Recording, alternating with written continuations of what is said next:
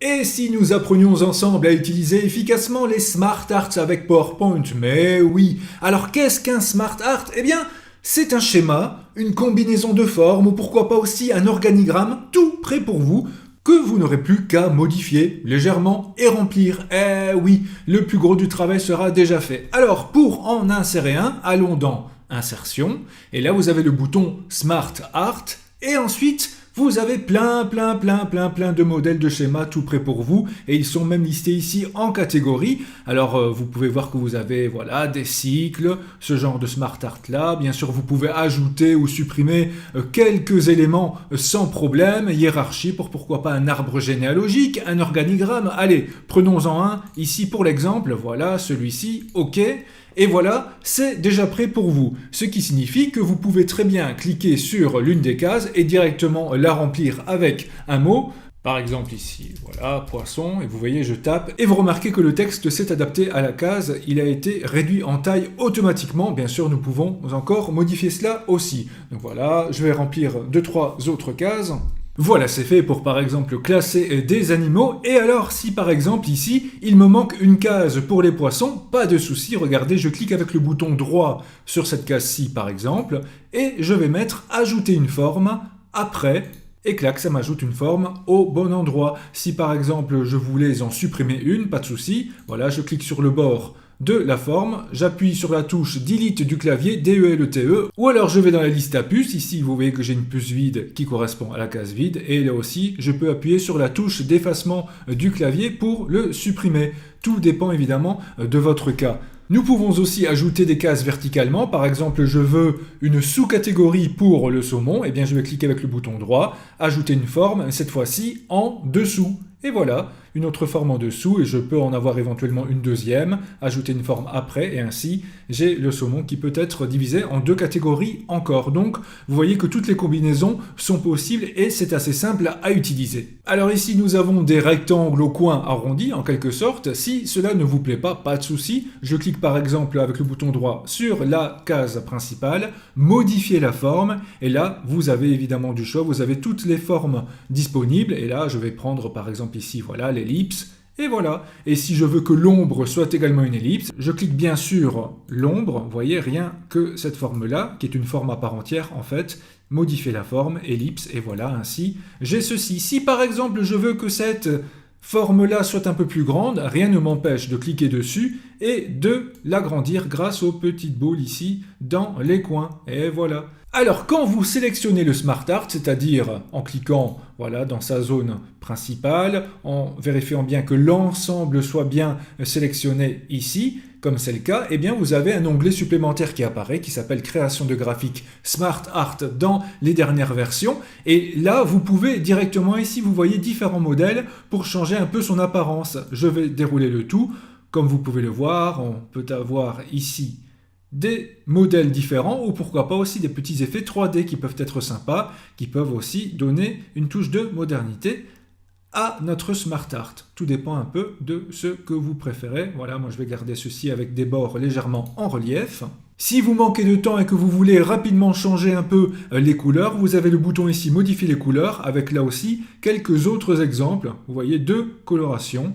Prenez là aussi ce qui vous plaît. Alors si le type de Smart Art ne vous plaît pas trop, vous voulez changer sans devoir tout recommencer, vous pouvez toujours essayer d'aller dans les dispositions ici et d'essayer de voir si tout ne bouge pas trop selon le Smart Art que vous choisissez. Ça dépend évidemment des cas, mais voilà, parfois vous pouvez récupérer en quelque sorte un Smart Art déjà rempli, mais sous une forme différente. À vous de voir, c'est au cas par cas, évidemment, vous l'avez compris. Voilà, dans ce cas-ci, c'était un moyen très simple de transformer mon Smart Art en quelque chose de plus horizontal alors qu'il était vertical tout à l'heure. Alors là, vous voyez que ce sont les options pour l'ensemble du Smart Art, puisque nous sommes vraiment dans l'onglet correspondant, mais si vous allez dans Mise en forme juste à côté, eh bien là, vous pourrez changer chaque élément comme vous le désirez. Si tout est sélectionné et que je prends par exemple un autre style Word Art ici, eh bien c'est l'ensemble du texte qui va changer de couleur. Mais je peux très bien cliquer sur une case, par exemple celle-ci, et changer Voilà, par exemple, la forme pour rien que cette case-là, et cela fonctionne bien sûr aussi. Si vous voulez prendre certaines cases, mais pas toutes, eh bien il me suffit de cliquer sur le bord de l'une des cases, de laisser la touche CTRL du clavier enfoncé, CTRL en bas à gauche, voilà, et ensuite de cliquer sur une autre, puis une autre. Je relâche la touche CTRL, et là, si j'effectue une modification, cela va s'appliquer rien qu'à ces 3 cases-là. Donc, voilà, je prends par exemple ceci, et vous voyez la différence. Alors évidemment, eh bien, utilisons tout ce que vous connaissez déjà. Pour les formes, eh bien voilà, par exemple les styles de forme, puisqu'on a toujours ces 3-là sélectionnés, cela va bien sûr modifier rien que ces 3-là. Pourquoi pas aussi le remplissage pour choisir exactement la couleur de fond, le contour, voilà le bord, par exemple je mets un bord assez jaune avec une plus large épaisseur, on voit bien la différence. Tout ce qui est effet, par exemple reflet et autres, voilà, rien que pour celle-ci. La rotation 3D, si cela peut être nécessaire. Bref, je vous renvoie un peu à la vidéo sur les formes dans PowerPoint pour voir tout cela vraiment en détail, car c'est exactement la même chose. Tout comme pour le texte, bien évidemment. Ce qui est toutefois bien, c'est que si par exemple, voilà, je clique sur cette case-ci, dans mise en forme tout à fait à gauche, vous avez les 2 boutons plus grands et plus petits pour éviter de modifier à la main via les petites bouboules. Si je clique plusieurs fois sur plus grand, vous voyez que cela augmente un peu et cela peut mener vers quelque chose de plus uniforme avec d'autres cases si nécessaire. Alors voilà un type de Smart Art, vous avez vu qu'il y en avait bien d'autres. Dans une présentation PowerPoint, ce qui peut être sympa aussi, c'est ce type de Smart Art là, par exemple une pyramide, voilà.